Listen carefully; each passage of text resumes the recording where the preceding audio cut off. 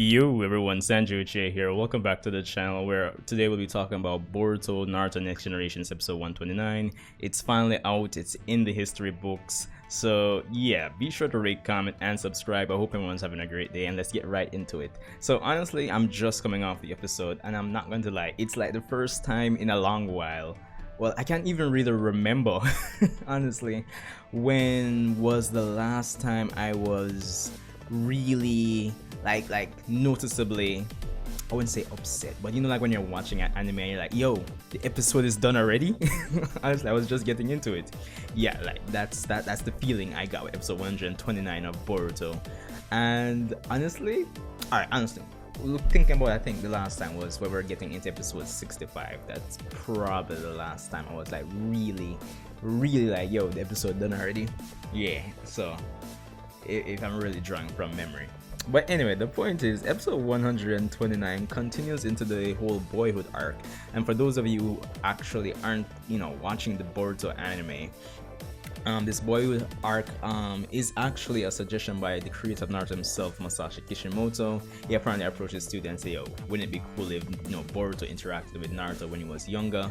Hence we have this time travel arc where Sasuke and Boruto travel back in time to stop Urashiki from getting the Nine Tails from a younger Naruto. So that's the basic premise of the arc. But yeah, episode 129, definitely good. It really gave me that old school vibes where Naruto is concerned, like just seeing younger Naruto again, like, yo. It's like we never really moved to Boruto. That's the feeling I have. It's definitely definitely a must-watch episode if you ask me.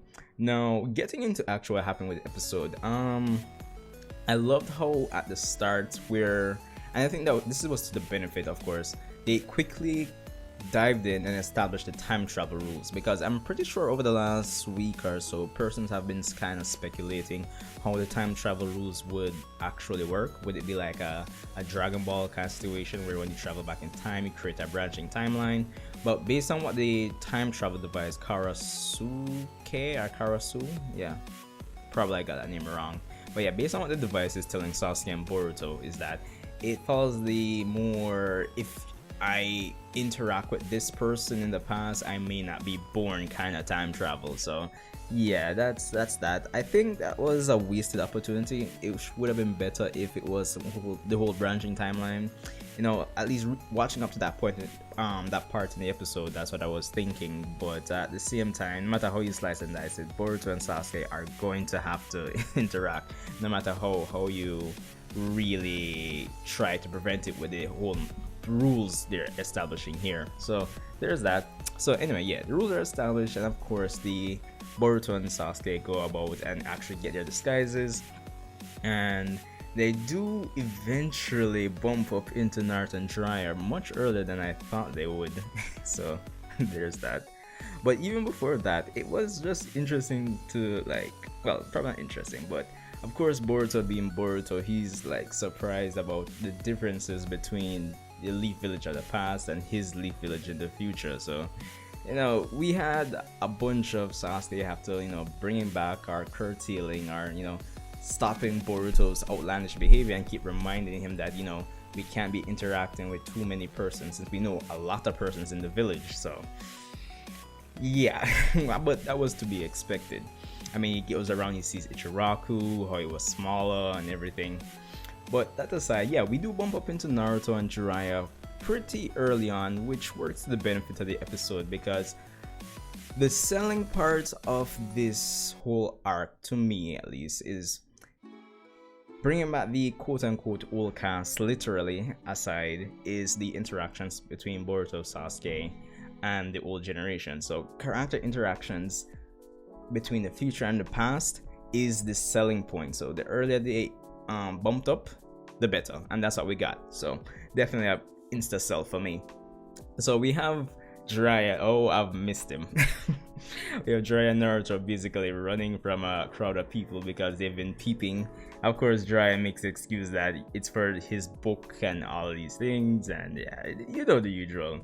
Of course, this sets things up for Jiraiya, Naruto, Boruto, Sasuke to come into coming to meet each other, and then of course it develops into the excuse that Tsunade wants to give Jiraiya and Naruto the mission to look after Boruto and Sasuke, because, and this was probably one of my, it was subtle, but I think it's one of my favorite, or probably my second favorite part of the episode, where we find out that this episode, or where they are in the timeline, is basically after the fight between Naruto and Sasuke in the valley at the end, because Tsunade mentions that a genin actually deserted the village yesterday, and of course you can see the sadness and the disappointment on Naruto's face. So at that point, it's after the fight between Naruto and Sasuke. So apparently the village is on like high security alert. So even though Sasuke goes on to make the excuse that they're traveling performers that make use of ninjutsu, Tsunade feels like everybody has to be not necessarily on lockdown, but she has to kind of keep an eye on everyone, has to monitor it. So of course that forms the excuse for Naruto and Jiraiya, or specifically Naruto and Boruto, to start interacting, because Naruto is now given the mission to watch over Sasuke and Boruto. So I was alright with that. But yeah, it was definitely my second favorite part of the episode.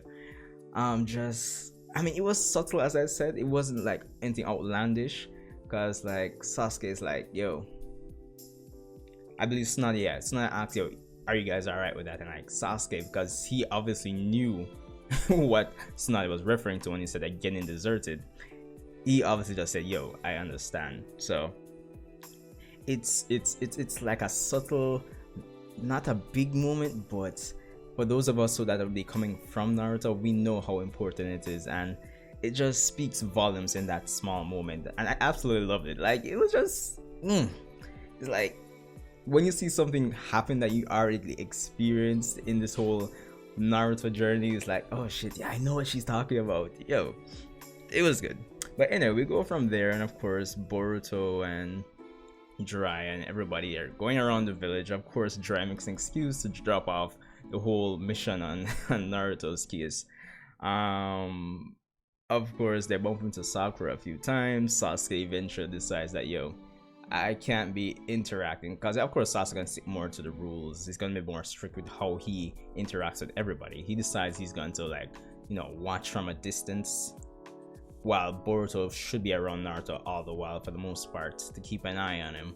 So that's what happens. Of course we get some interaction with Sakura, and of course Boruto makes a comparison to Sarada, all sorts of things. Now we eventually do get into my favorite parts of the episode, when we have Naruto basically, it's at the end of the day, and Naruto carries home Boruto. So basically Boruto is staying over with Naruto.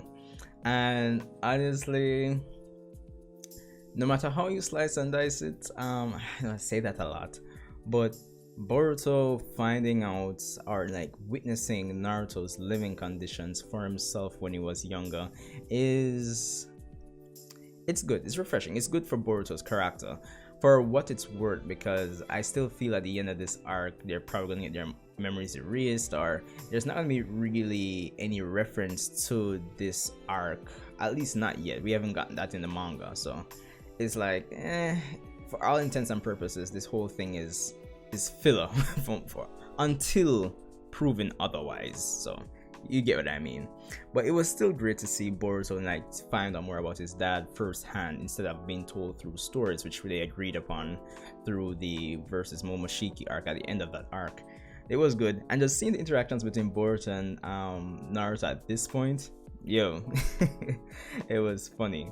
I mean, him seeing that Naruto's having a parents, seeing what Naruto gets to eat, and then it's like me as a longtime fan, it's like, yo, the memories and the struggles and everything that Naruto went through as a child growing up kind of just came back to me. I was like, yo, Jano, the struggles, brother, struggles. Yo, Boruto not even knew about this. So yeah, definitely. But I think it was the scene where we have, of course, like when you're little and you're probably an only child, or even if you're not an only child, like probably have a friend over after a long time and you just really love their company, and then when they leave it's like, yo, Jano. I kind of got that vibes from the whole scene between Boruto and Naruto in the end.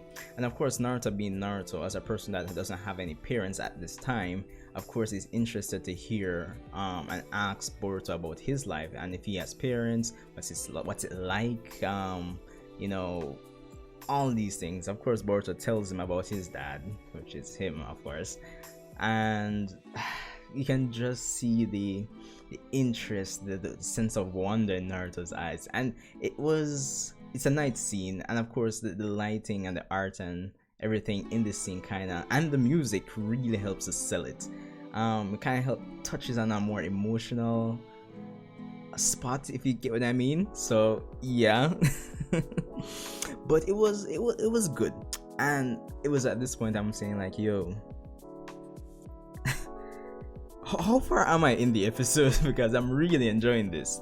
Just the interactions, as I said, and of course the episode unfortunately ends there. So yeah. But all in all, episode 129, I'm honestly loving this arc so far. I mean, we're what, two episodes in, arguably 3 episodes in if you really count 127, which kind of sets off the whole premise of this arc. So yeah, there's that. But with 3 episodes in, honestly, I'm loving it so far. I think it's the first, well, not the first, but I think out of all the Boruto original arcs, minus the manga,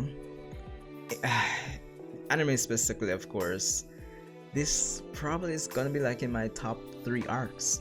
Honestly, I'm loving it. Interactions. I'm looking forward to episode 130. Some episode titles are out there. Thanks to Organic Dinosaur, I'll probably cover those in another video. But yeah, for the most part, if you haven't watched episode 129, I would highly recommend it. If you did, definitely leave a comment in the comment section. Let me know what you think and what you're looking forward to the most going forward in this boyhood arc. So yeah, Sasuke Uchiha here. The Boruto manga hasn't dropped yet, but definitely look out for tongue twisted. Look forward to my review for chapter 39. But yeah, rate, comment, and subscribe. Hit the like button if you enjoyed this video, of course, and I'll see you guys in the next one.